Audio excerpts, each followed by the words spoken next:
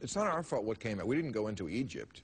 Well, we wound up with the Muslim Brotherhood. We didn't go into Egypt. We were supporting and propping up Mubarak for 30 years, even as we were cheering for all the Tahrir Square demonstrators as though we were on their side. It was our government that kept Mubarak in power, just like we've done across the entire Muslim world. And it's amazing for you to say that, well, look at all these Muslims. The minute you give them a little bit of freedom, they go wild and they start being all violent. How can you be a citizen of the United States, the country that has generated more violence and militarism in the world over the last 5 or 6 decades, and say, look at those people over there, they are incredibly violent?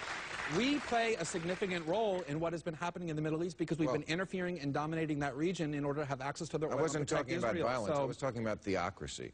That doesn't happen here. No, well, okay, that doesn't happen here, but at the same time, Iran isn't invading lots of other countries and occupying them for a decade, nor are fundamentalist Muslim countries the way the United States is. So these things are interlinked because we are continuously interfering in that part of the world. And so to say... Really, it's all our fault? It's not all our fault, but when you send your military for 6 straight decades into other countries to bomb them, kill their children and women and innocent men, prop up dictators, yeah, you take responsibility for your actions and say, to the extent that that region... That religion goes back 1,000 years before our revolution, so I don't think we can take all the blame. I don't think we should. I think we should take a lot of it. And there's lots of bodies and corpses that have been piled up in the name of Christianity and Judaism as well.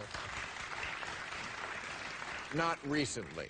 Have you heard of the occupation of the West Bank and Gaza for the last 50 years, motivated in part by extremist views of Judaism, or the wars in Europe, or the fact that there were generals in the United States saying we have to go and invade and destroy Iraq, a country of 26 million people, because our God is bigger? Lots of religions, not just Islam, produce violence. Well, if I could just make one quick point about Egypt. That silly liberal view that all religions are alike because it makes you feel good. No, it makes you feel good to say our side is better. Those people over there are primitive and violent. No, it makes you feel good to put a crown on your head and say, I'm a good person. How do I prove that? You get to ignore the responsibility that your own government has for the violence and instability in the world by saying, look, it's that primitive religion over there that's to blame.